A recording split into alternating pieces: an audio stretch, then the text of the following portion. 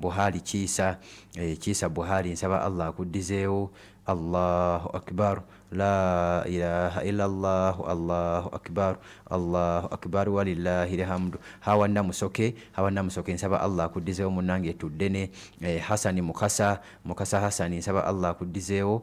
Burhani Kisirye nawe Allah abaddizeewo mwenna. Waliwo munnange ayitiddeko MTN.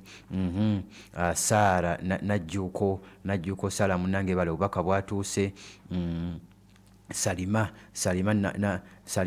Nakubulwa munnange obubaka butuuse. Allah nsaba ate akuddizeewo mu mbeera yonna. Sulayina Nanteza nsaba Allah naawe mukwana akuddizeewo. Rashida Nalugwa nsaba Allah naawe munnange akuddizeewo. Mariam Katamba nga bulijjo nsaba Allah naawe akuddizeewo. Amina Namatovu nsaba Allah mukwana akuddizeewo. Amina Namatovu. Abdul Karim Salima nsaba Allah munnange Abdul Karim akuddizeewo. Hajara Najjingo nsaba Allah munnange akuddizeewo. Allah Ali Kulumba Ali leero onkozeeko. Rukiya Nambatya Rukiya nsaba Allah akuddizeewo. Sulaimani Jagenda nsaba Allah naawe mukwana akuddizeewo. Janati Nakakawa Janati nsaba Allah akuddizeewo.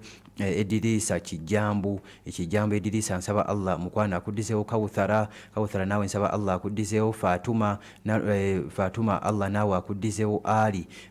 Aliani Kyesige Ali nsaba Allah akuddizeewo.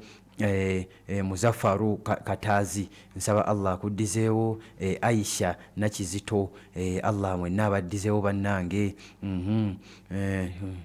Muganda wange Rashida Namaganda nga bulijjo Allah akuddizeewo mukwano. Hawa Nakirime Allah akuddizeewo. Muganda wange Nuru Namagera nsaba Allah akuddizeewo. Fatina Mutete nga bulijjo Allah abaddizeewo. Khadija Nanfuka Hadija Allah akuddizeewo. Husama Bujumba Allah akuddizeewo. Jariya nawe Allah akulabire ddala. Samuel Sebufu Allah akulabire ddala. Haruna Nkata nga bulijjo Allah akuddizeewo. Saadi Muwonge nga bulijjo Muwonge Allah akuddizeewo. Abbas Yiga Allah akuddizeewo mukwano. Ibrahim Yiga nawe Allah zeewo. Madina Nakamanya Madina Allah akuddizeewo. Fahadi Mutebi Fahadi Allah zeewo. Sara Nakawungu munnange tuddene Allah zeewo. Zaituni Nabuuso Allah zeewo. Sekajja Ubaida Allah akuddizeewo. Nalweyi Somaayi Allah akuddizeewo. Mukalazi Allah akuddizeewo. Mukalazi Yahaya Boss Allah akuddizeewo. Yahaya Boss Allah akuddizeewo. Mwebale nnyo munanga babikola. Muganda wange Makona Siraje nga bulijjo obadde osigalidde. Isima Kayima Isima Allah akuddizeewo. Nkonge Bashir mukwano Nkonge Allah akuddizeewo. Nasimu Kyaddondo Allah akuddizeewo naawe. Rahma mwenna nsaba Allah abaddizeewo. Aba MTN ngenda kulaba nti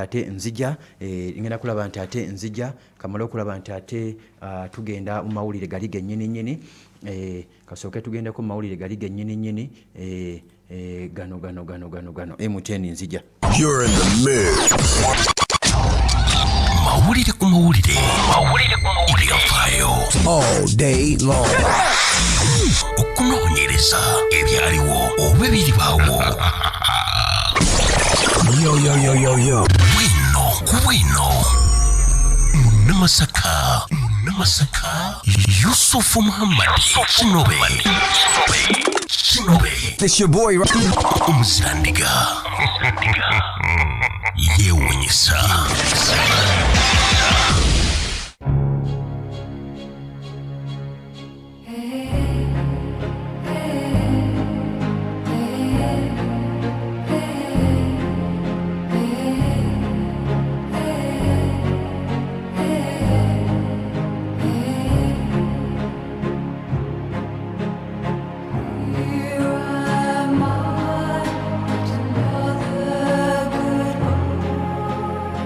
Say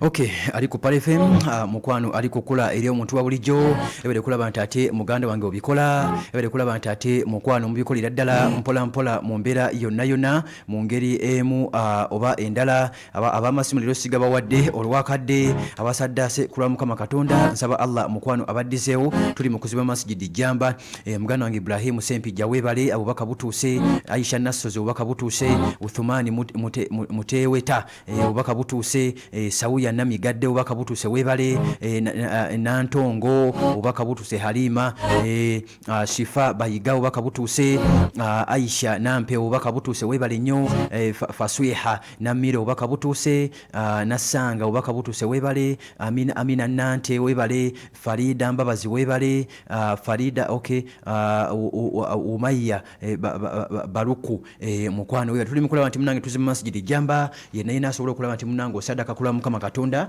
enamba wosindika wano enamba mbangisoma erinnya lyo munange mbangisoma wano osobola osindika ku lwa muzadde osobola osindika ku lw'omuntu ku 0777 11 7 23 0777 11 79 23 eyo nno mukwano erimanya Gasozi Mohamed Haruna MTN 0777 11 7 twokyeyo kyonna kyonna kisobodde okulaba nti ate nno mukwano otuwa nja kulaba nti ate wano kisoma Allah asobole okulaba nti ate nno munanga akuddizawo tuzima masjidi Jamba oba Airtel 0706 7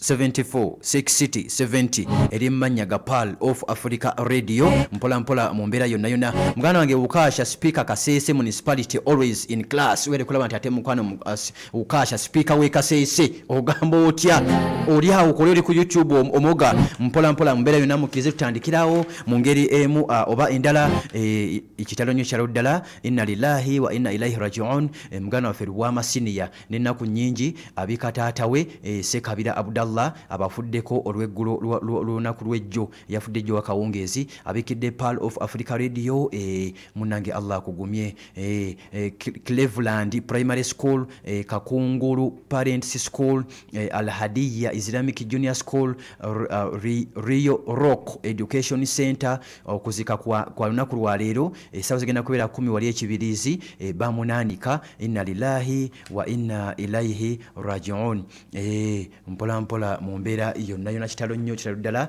Mukama Katonda munange mukozi munnange mukozi munnaffe bwama Allah asobole okulaba nti ate nno munnange akugumya Allah akuddizeewo Allah munnange ate abaddewo omugaso oyo agenze Allah ate munnange aleete ebibala ebibadde bimuvaamu bisigalewo Allah nga ate akyabikuwa mpola mpola mu mbeera yonna yonna tugendeko mu ddwaniro ampuliza ali ku Pearl of Africa Radio tugendeko mu ddwaniro wakati ng'osaddaaka nga naffe we tugendako mu ddwaniro byandibanga mukwano birungi si birungi ali ku Pearl of Africa Radio munnanga mpuliriza byandibanga birungi si birungi abasajja baganye ceasefire ntandikidde mu Lebanon ntandikidde munange mbasajja ba Hezbollah abasajja mukwano baganye ceasefire nali wano kunaku lwairo bakutano ne kutegeza ne kugamba nti abasajja najja ku mpewo ku Friday nga abasajja munange Netanyahu agamba nedda ceasefire no tewali ceasefire na basajja ba Lebanon oba basajja ba Hezbollah era n'agenda kuba enfo 10 mu ddakiika 10 natta abantu munda mu ggwanga erya Lebanon munnanga abantu ne basobola okulaba nti ate mukwano bava mu bulamu obwensi wakati ne Israel ne basobola okulaba nti ate munnange bamuddiza mpola mpola mu mbeera yonna yonna nali sawa zikoona 5 ez'emisana era mbakumpewo inside story mbategeeza mbagamba omusajja Benjamin wakati nga Iran maze okulaba nti ate tegezegama tebagenda genda mu nteeseganya tebagenda genda mu nteeseganya paka nga ceasefire wakati w'eggwanga erya Israel n'eggwanga erya Lebanon oba abayisibula nga munnange zirumye waite dakiika mmeka nga basajja Benjamin wa Israel ategeeza ensi yonna bagamba ati kati bunnambiro nnyo alagidde basajja munange basobole okulaba nti ate bateekateeka enteeseganya zigendere ddala mu maaso bakole negotiations mpola mpola wakati w'eggwanga erya Israel n'eggwanga erya Lebanon kakati waite essaawa ntono nnyo omusajja n'addamu ne yeekyanga kakati twakitegedde bawandiise ebbaluwa bagamba Naim Qasim Sheikh ono nno ye saba Hezbollah yasikira Nasrallah mu basajja ba Hezbollah mpola mpola mu mbeera yonna yonna Naim Qasim Sheikh ategeza agamba nti ceasefire no tetukyayagala ceasefire oluvannyuma lw'abasajja okukimanya muganda wange ali ku Pearl of Africa Radio okukimanya nti ekyavudde mu meeting ziri munda mu ggwanga lya Pakistan twolekera Mmundu Party 2 twolekera Emmundu Party 2 twolekera olutalo phase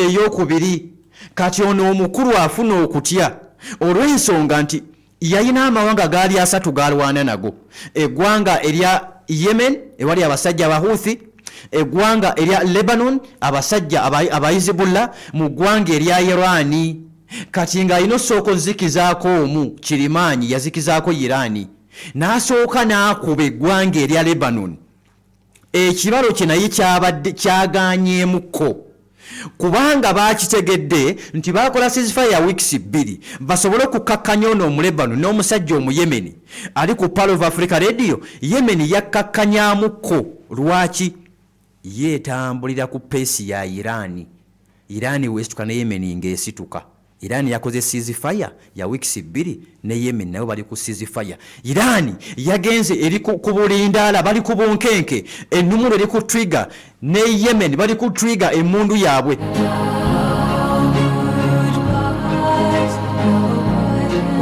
mu mbeera yonna abasajja bakitegeera wakati nti emmundu egenda kuddamu nti Amerika ayagala kuddamu adde neera mu ddwaniro balwane enkebeteddemu ekaabe ayina okuzikizaako omu olw'ensonga nti abahuthi mu Yemen bo nabo bazikizaamuko batambula na Irani kitegeeza tosobola kuzikiza muhuthi nga Irani balwana ate ono omuyizibulayo wandibo oba oli awo asobola kati kaba muzikize entalo zigenda okuddamu anytime from now bagenda okuddamu okwerumba ng'ono bali mu ceasefire naye Mukasimu kye baamukola wali juzi yakiraba yagambye twagala kulwana emmundu leka egende maaso emmundu leka egende maaso bamuwadde proposal eya ceasefire Hezbollah naye Mukasimu says rejects Lebanon's direct negotiations with Israel. Abiganya. Badde ba plans direct negotiations ngasaba government ono yabagambye nze sigenda kukaanya nabo basajja bayizibula bali munanga mpuliza munda mu ggwanga lya Lebanon eri kumpi nnyo bawula border ne ggwanga erya Isirairi era bawula border nnyo ate okusingira ddala nnyo ne ggwanga erya Syria muganda wange ampuliriza naawe andaba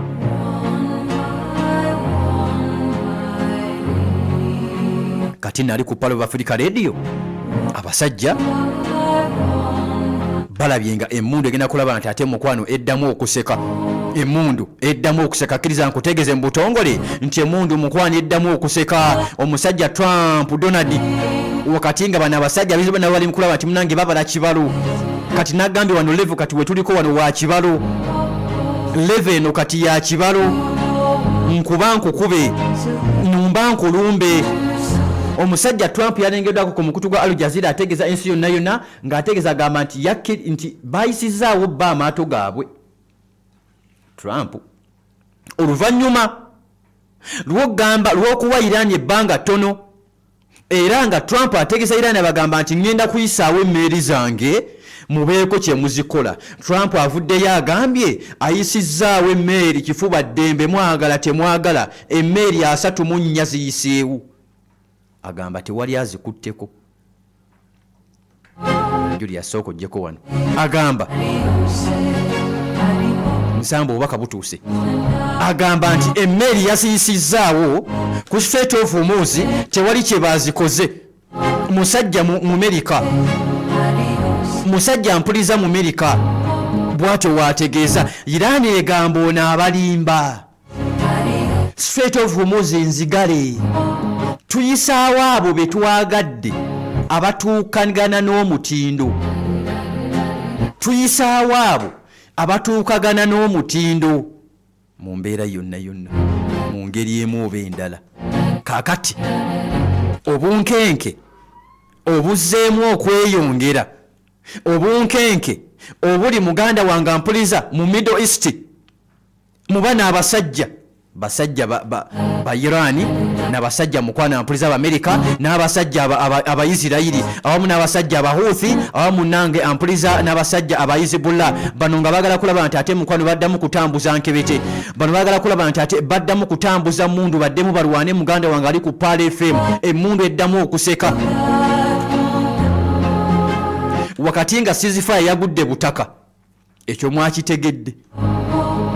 Trump agamba 34 ships went through the Strait of Hormuz yesterday, which is by far the highest number since this foolish closure began. Nanti omumanyi mu kwogera ebinene omusajja Trump emmeeri 34 Trump yagamba zayiseewo, Iran egamba zayiseewa nga tetunnazirabako ono lwaki weesudiya?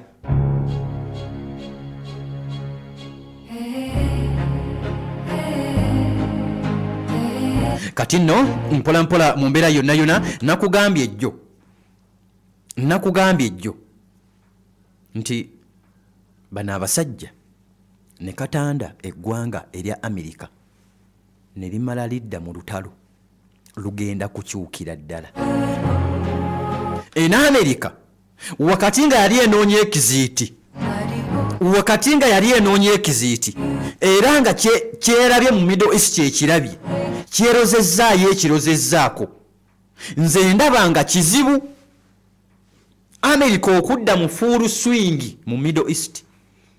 Kwekyo kye yalaba wangi kizibu Amerika okudda mu Middle East mu Iran awo mu full swing nga amaanyi ge yaleeta, era wadda Iran mukaabe ova ku muntu gw'okubye n'omukuba n'omukenenya endusu n'addayo n'asinziira n'akomawo, kitegeeza ategedde ensobi ze ne yeetereeza. Ali ku Pale FM Iran awo oba okaabira kasita owulira nti Amerika ekomyewo kaba kaweddemu, naye ng'emikisa nagyo girabikawo nga mingi Amerika eno obutadda olw'ensonga yamala ebbanga ng'enoonya exit, yamala ebbanga nga enjuki ziri mu kumulumira mu nnyumba, amadinisa maggale omulyango muggale yayitamu siiringi. Kati ayina okudda, jjukira okuyingira kyangu naye okufuluma kye kizibu.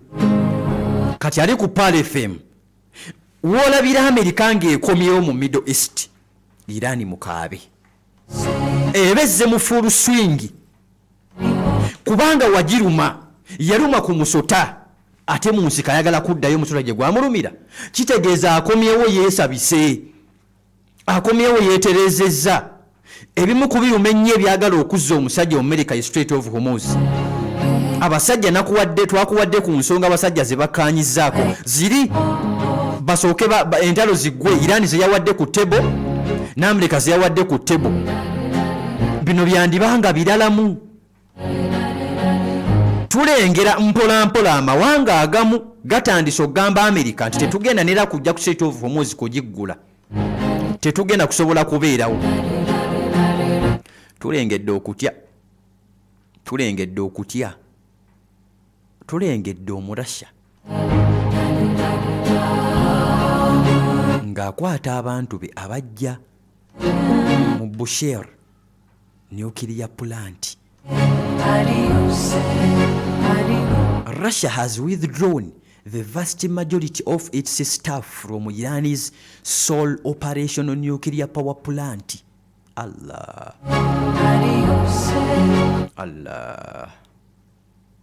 Russia akutte ekkubo ajje abantu be mu nuclear power plant Bushehr, which was built and operated with Moscow's assistance. Olaba kye nagambye ejjo nti ono Omurasha yakwata uranium n'akwata ebikola nuclear ne bayambako omusajja Omuyiraani. Russia aterekako ebintu bino mu Iraani. Kati ono alina indicator. Ono alina indicator emulaga nti wano wandibaawo ekigenda okutuukawo, kubanga tulengedde ng'akutta abantu be abajjeewo. Citing the escalating threat of strikes amid the ongoing US Israeli war ono Iran. Nga we gazze wenga kuwa gayiseeko essaawa 2 zokka. Russia bakutte bajjeeyo. Omuyizi Bolla nkugambye aganye ceasefire. Negotiations aziganye. Omusajja Omumerika yagamba awo mpitawo kifuba ddembe. Awo mpitawo kifuba ddembe mu mbeera yonna. Kakati Russia okujja abantu baayo kuzimu ku nuclear sites z'omusajja Omuyiraani kitegeeza ki? Nabagambye bino byakubala. Ono Russia si gwe gusoose. Manyi nga bigajja bye tugabawa. Leero wenkuwa ku Iraani Omumerika n'anyiiga, wenkuwa ku Amerika Omuyiraani n'anyiiga. Fogwaffe ga kulipotinga mawulire nga bwe gali. Kati gwe n'osalawo. Emabega zaako akatambi emabega. Mu ngeri omusajja Omurussia wali ku Venezuela tewabiraba. Tewabiraba. Jjukira ebyafaayo bigamba nti Russia abadde yali mukwano gwa Abu Minyar al-Gaddafi. Kyekyabaawo nga balumbye Gaddafi. Russia yagamba ki? Kakati Russia tutegedde nti ayina abantu be baali mu kujja wano ku nuclear munda mu ggwanga erya Iran mu Bushehr. Abagambye muveewo. Kiki ekigenda okuddako? What next? Lwakuba nti nuclear naye amulinamu omukono. Ayinza okuba nti tabajjaawo nti bagenda kubawo confirmed. Wabula security purpose kiteeberezebwa. Wayinza okukubwa kusinziira ku intelligence Omurussia gy'alina okwerinda si buti wakati nabo nga bali mu kwerwanako. Wakati nga bali mu kwerwanako. Okitegedde? Mu mbeera yonna mu ngeri emu oba endala. Mweberere mu Abayiraani mwesabire. Mwesabire. Omanyi Abayiraani balina nnyo, Abayiraani mulina nnyo feeling. Naye mwesabire geega amazima. Nkugambye Amerika waakwata ekkubo n'akomawo. Kigenda kuba kirala. Kati wuliriza. Trump avudde yategeeza agamba nti era omusajja Omuyiraani amukubidde ku ssimu bamunoonyeza bamugamba sebo Trump tukusaba tuddemu tukole endagaano. Bigambo bya Trump byenkuwa. Trump avudde yategeeza agamba nti Iran yamunoonyeza naye mugamba ono Trump omanyi ebigambo bye oluusi alimba ebigambo bye. Kati kizibu okwawula ebigambo bya Trump ebyobulimba n'ebitali bya bulimba kizibu okubyawula. Okitegedde? Kati ye avuddeyo wanu yakugambye ngenda kulumba Strait of Hormuz. Iran neemugamba yiiyo genda ogirumbe. Avuddeyo wano agambye okusinda ku mukutu gwe ku Twitter ye ategeeza agamba nti emmeeri 34 ziyise ku Strait of Hormuz. Iran zeegamba sebo olimba tezinnayitawo. Kati mawulire otwala gulire ki? Nti oboyina bonna kati nabi confusing nti Iran kati lwakuba Iran tetumanyi mu muze gwa bulimba. Iran talimba. Era baba bassa omuntu we agamba ono bamusse. Ekitali kuba naffe ab'esayidi endala abayinza n'omukweka omwaka n'emyezi ne bamukweka. Oluusi n'aziikibwa nga temumanyi na kumanya n'otaddamu na kumulengerako. Abo Abayisirayiri basobola okukikola n'abasajja Abamerika basobola okukikola. mu mbeera yonna kati Trump yafulumiza statement yazifulumiza ssaawa zabadde 4 ne dakiika 12 ez'ekawungeezi wano munda mu ggwanga lya Uganda ategeeza ensi yonna atugamba nti omusajja omuyiraana emukulaba nti ate mukwana amunoonya amugamba nti sebo tukkiriza nyukiriya atukkiriza okuteeseganya nti Irani yagamba tuteese tekisoboka Irani agamba tekisoboka ono omugitabo yabagambye nti mweteeketeeke ono omugitabo bagamba nti mukwano mweteeketeeke mu mbeera yonna twolekera lutalo eyabagambye no bagamba nti tubalinze mu feezi ey'okubiri. Bino bigambo bya Trump abisa ku Twitter ye byo bituufu okuva ewa Trump but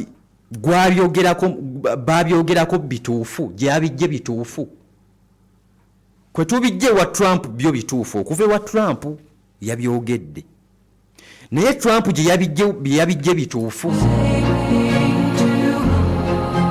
Eggwanga lya Australia ligamba livudde wano ligamba nti liri ready Austria oba Australia eri ready okubeera emabega w'omusajja Omumerika okuggula Strait of Hormuz webabanga bamuyise. Australia ready for Hormuz mission if asked, new defense chief says.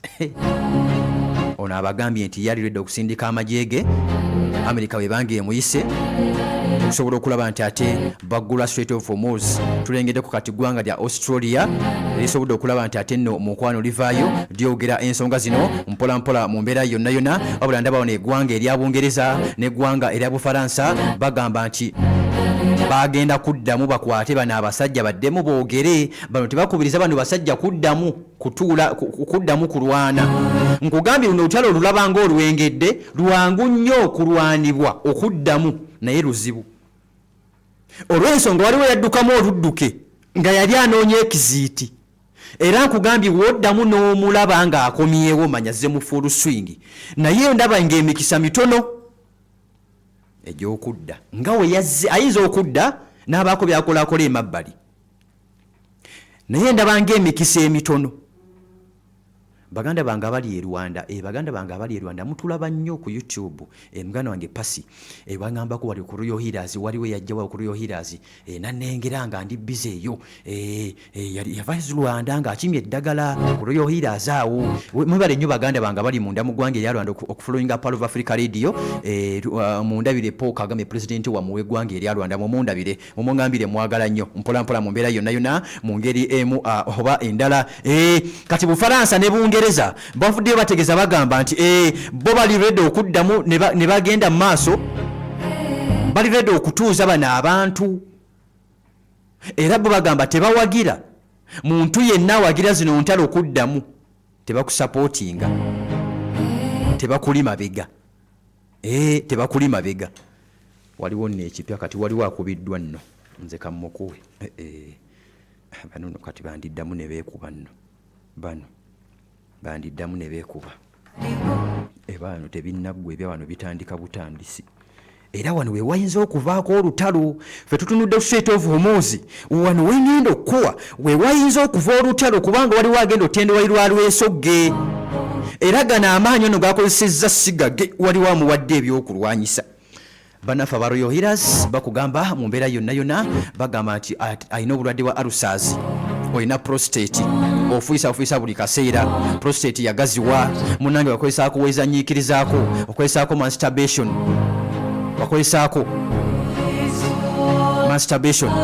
mu mpola mu mbeera oba engeri y'okwezanyiikiriza amajaani ga azima jangu gakoleko nkugamba nti bakugamba ba Royal Healers nti wenna alina emyaka 4 akonye naawe emyaka 4 nga toyagala ndwadde zikubeereko n'ez'ekikadde zonna fuulagana amajaani nga gago omukebe munene gulwamu gafuula amajaani gano nga gago tegava waka ulikanako oseneko ejjiiko owenywereko mpola olw'ebintu byoli ebikuleetera ebirwadde ebingi mpola mbeera yonna bagamba nti jangu bakuwe amajaani ga azima ate gwe mukwano ali ku Pal FM balesi kye bayita omubisi gwa Royal Honey.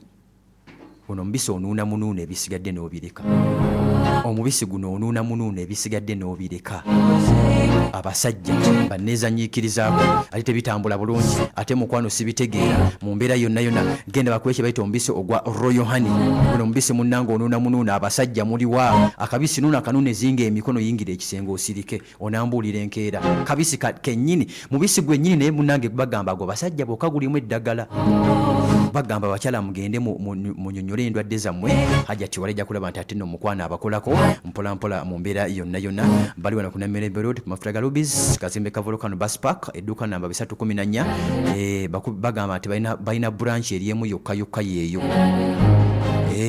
wewala abafere kuba kusinzira 749 96 14 09 0749 96 1409 oba MTN 0779 95 92 45 bebannaffe aba Royal Healers mpolampola mu mbeera yonna ndaba wano ono yandibanga bamuwadde ku byokulwanyisa era olutalo lwandirabanga lutandikidde eno ndowooza Nuhu yajja okugaziyaawo mbasajja abayizibullah akadde kankutte abasajja abayizibullah Hizbullah says it targets Kiryat Shimona with rockets ne bakuba Kiryat Shimona ne rockets mpolampola mu mbeera yonna so mbasabira abali sides eyo mbasabira abali sides eyo bananga bali ku YouTube muganda wange ali Poland we bali kulaba nti ate kooli abali mu Hoima jagala mubuuza mu Polish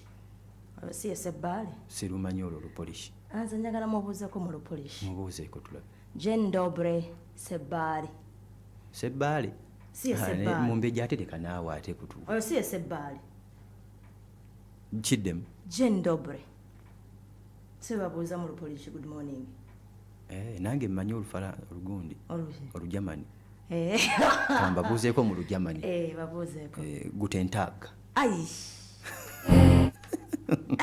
tanga ugiyisa afternoon guten morgen guten morgen nkate ndi wano siina buzibu obadde kyabagamba mawulire budde bwange bumpeddeko munnange budde bwange buŋŋamba nti Yusufu olina okugenda naye mpaayo eddakiika ntumire ku bantu abali ku YouTube bakola omulimu gw'amaanyi abantu b'e Rwanda batulaba ewa Paul Kagame president buli anajja nange ku live ya YouTube ng'ali mu nsi at least ninamu ebisookerwako ate Olunyarwanda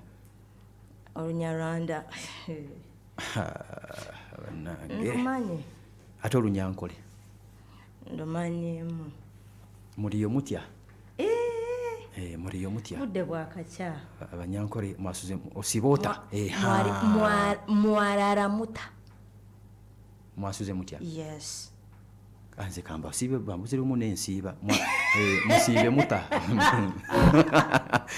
osiboota Munyankole munnange osiboota sebe bibampayo omukyalo eyo gyolaba eyo bakoddomi bange abo boolaba bakoddomi bange baganda bange ndowooza kimala abasoga n'abasoga nammwe bali ku YouTube ne ku Pali FM abasoga bakoppa Oluganda olwo sirumanyi saagala kuyimba abasoga Kasooli olaba abagundi Abaswahili olaba abagundi Olwandalulo mwaramutse Abanyarwanda mwena mwaramutse baganda bange mwena siku eyasimula ku mwaramutse ombejaja nkwagala nkusisinkane kyokka nno bensiibamu nze wali ku Volcano bensiibamu Abanyarwanda naye lunimi lwakulema lukyaganya enze mmanyimu kale oravuga iki oraho neza sooka babuuzeeko mu Lusoga sirumanyi Olusoga babuuza batya oba kodde eyo oba atinyiza okwogera kodde sagala nnyo kwogera nnimi zesitegera bulungi muliyo mutya naye abasoga bakoppamu ku Luganda simanyi saagala kuyimba omuntu oyogera ekigambo nawulira nga omuvodde mwasuze muta tesuubira nti kyekyo bannange kale lulimi kyolusigadde Oluswahili Tanzania babuuzeeko bambulizeeko kati omuzzukulu wa Kasujja ye ali Tanzania bambulizeeko mu Luswahili habari muzuri ate akagambo mu Luswahili oba osobola okwogera kagambo ki I love you mu Luswahili oyagala kagamba okwogere bakawulire munzikirize tutandikirawo enkya Mukama Katonda wanaaba yagadde assalamu alaikum warahmatullahi wabarakatuhu